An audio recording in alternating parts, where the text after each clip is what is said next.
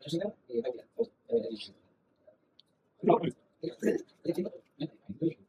Afternoon guys. તો આજે આપણે વ્લોગ આફ્ટરનૂન થી સ્ટાર્ટ કરીએ છીએ. સવારે હજુ ટાઈમે ઉઠ્યા ને આજે થોડીક ઊંઘ વધારે આવી ગઈ, પાછા સુઈ ગયા. તો આજે 7 વાગે આજુબાજુ 7:30 આજુબાજુ ઉઠ્યા.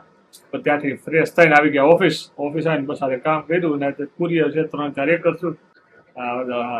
જો ટમેટું લઈને બેઠો છું. ભૂખ લાગી, બપોરે તરબૂચ ખાધું ને ટેટી ખાધી હતી.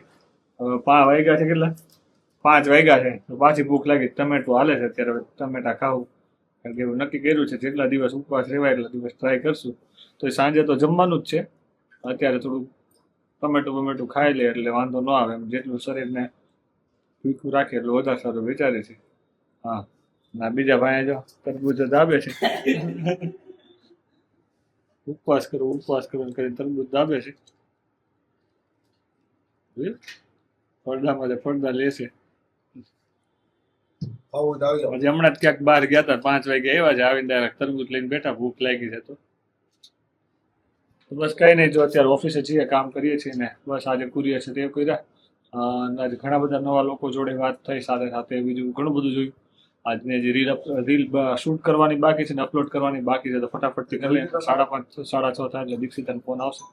આજે બહાર જમવા જવાનું છે પાછું. અને ગઈકાલે ગયા હતા, આજે ગયા હતા. આજનો વ્લોગ એડિટ કરવાનો જ બાકી છે. ઓહો, ઘણું કામ બાકી. ચાલો ફટાફટથી કરી લઈએ.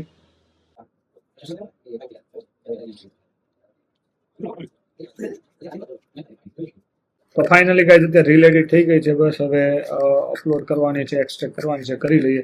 અને સાથે સાથે અત્યારે વ્લોગ એડિટ કરવાનું બાકી છે, પણ વાગી ગયા છે 7:15 અને જમવા જવાનું છે. તો જોઈએ કેટલો ટાઈમ સુધી બેસી શકાય એમ છે, કારણ કે 7:30 કોકના ઘરે જમવા જવાનું તો જવું જ પડે. તો આજે ઘણા બધા લોકો જોડે વાત કરી, મજા આવી, ઘણું બધું શીખા. ઇન્ટરવ્યૂ માટે 2 છોકરી એવી હતી કે કાલથી આવશે એવું કીધું છે. 3 દિવસ જોઈએ હવે કેવું કામ કરે છે. આઈ હોપ કે સરસ કામ કરે ને આગળ વધે. અને એમને પણ કંઈક હેલ્થ ઇસ્યુ હોય તો આપણે એમના પણ હેલ્થ ઇસ્યુ સોલ્વ કરશું. સાથે સાથે બસ અત્યારે એ જ વર્ક કરીએ છીએ. તો ફાઇનલી બસ તો જમવા જવાનો ટાઈમ થઈ ગયો છે તો બધું પેકિંગ કરીને જલ્દીથી નીકળીશું. ત્યાં જો વ્લોગ શૂટ થશે તો કરશું, અદરવાઇઝ આપણે ઘરે જઈને. તો ચાલો ફટાફટથી નીકળીએ.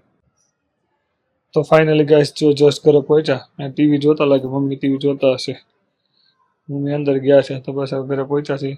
તો મસ્ત જમવાનું હતું. જેમાં ઊંધિયું, શાક ને પૂરી ને ભજીયા ને બધું જમા મસ્ત. જમવાનું સારું હતું. ઉપવાસ હતો પણ એકટાણું જમવાનું હતું એટલે જમી લીધું છે. થોડું વધારે જમાઈ ગયું પણ ઇટ્સ ઓકે, કોઈ વાંધો નહીં. આખો દિવસ એટલું જમવા નથી તો કેલેરી મેનેજ થઈ જશે. બસ શું સારું લાગે છે કમેન્ટ કરીને જણાવજો. મળીએ આપણે આવતીકાલે. By guys.